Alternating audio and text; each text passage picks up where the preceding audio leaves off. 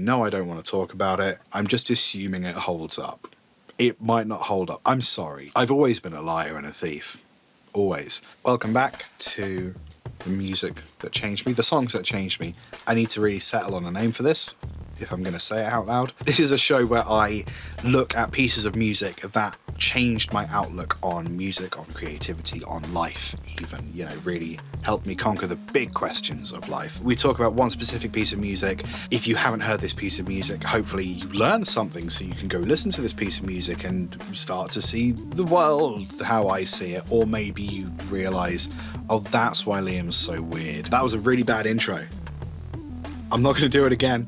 I haven't actually picked a song to talk about today. Let's talk about Jools Holland.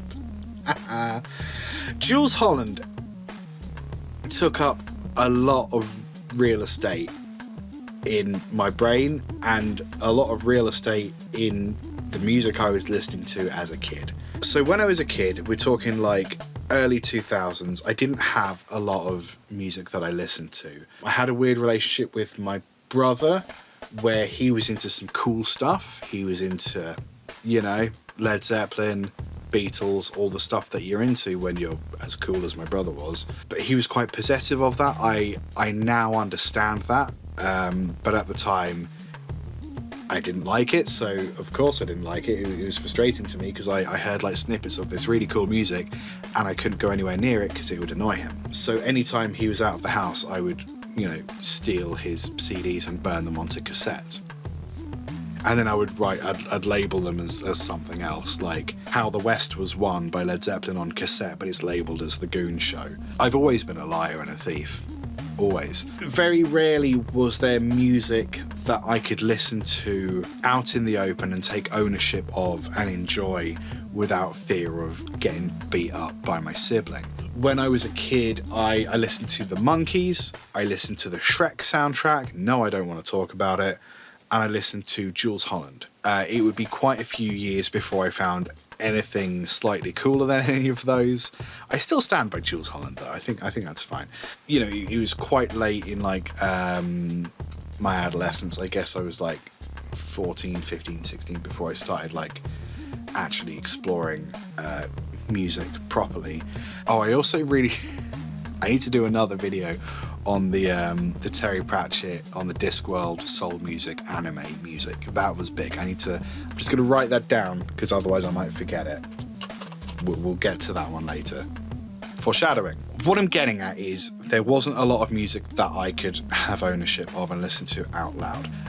My dad, when he would listen to music and I was like, ooh, what's this?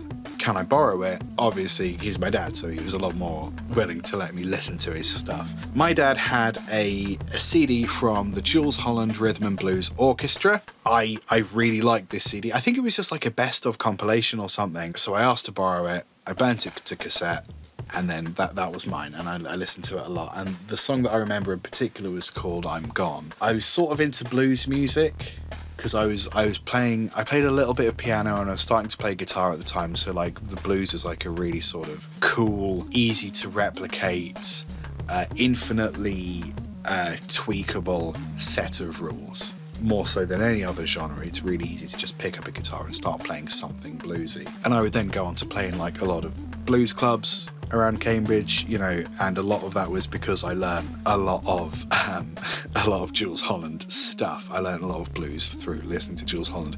Jools Holland is a really interesting character. I'd be fascinated to know if this has transferred to other parts of the world, because I'm sure it hasn't. Jools Holland is known in the UK because New Year's Eve he has the Jools Holland Hootenanny. And it is the show that you watch if you're not partying. Maybe we should just accept defeat, resign ourselves to a bit of Jools Holland. No, not the Hootenanny. Never the Hootenanny. We're better than that. We are going to this party. And it's a collection of fairly well-known and also slightly more underground music. And it's a great platform. If you get on a Jools Holland show, you're probably going to be quite safe in your career. And you also have like quite well-known artists like Robert Plant has done a bunch of stuff on the Hootenanny, Solomon Burke, Tom Jones, like really big sort of soul, blues, rock people will appear on Jools Holland's Hootenanny, as well as lesser known people. I suppose it's like Dick Clark's New Year's Rockin' Eve. And there's something I've never ever done on camera before, and that is kiss a girl. That's our equivalent, I guess. Back in the day, Jools Holland was, I think he was the keyboard player in Squeeze, Cool for Cats, if you know Squeeze. He was like a BBC music correspondent kind of guy. Was he BBC? Yeah, probably, whatever. UK TV. Don't worry about it. Until one day he said the F word before the watershed, live, I think. Very funny. Very funny. And then he was essentially sentenced to only ever have TV shows that occurred after 11 o'clock at night. Well, the first question that's burning in my mind, please don't follow me. So he had Later with Jools Holland. Later with Jools Holland, same sort of vibe as the Hootenanny, except it's not a New Year's show, it's just a late night, here's some new music, here's some classic music. And he's developed his rhythm and blues orchestra, which is a large rhythm and blues orchestra. You know, it's got all the band stuff, it's got like a large horn section. Jools Holland himself is a kick-ass piano player. Jools Holland gets a lot of shtick. His presentation style is very particular. I would encourage you to search Jools Holland. We also have the tallest man in Britain. We'll be revealing him later on. I think he's incredible. But the thing that Jools Holland really excels at, and he doesn't get nearly enough credit for, is he is an excellent piano player. Really, really great, like blues, R&B piano player. Really excellent. And that was the thing, like I was playing piano at the time. I think I was having piano lessons at the time. I was starting to get more interested in guitar, so like this sort of stuff was really appealing to me. It made me want to get good at piano, but also made me realize I'm never going to be that good at piano. So it was this weird sort of like, it had an interesting relationship with Jools Holland's music. There's a track called I'm Gone, which is on his, I think, one of his best of compilations. It's just a really good track. So if you don't know who Jools Holland is, I would really encourage you to look him up. He's a fascinating guy.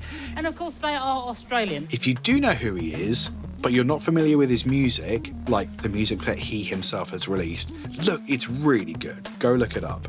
I haven't heard it in a while. I'm just assuming it holds up. It might not hold up. Thanks for hanging out and talking about music. Pretty sure it will.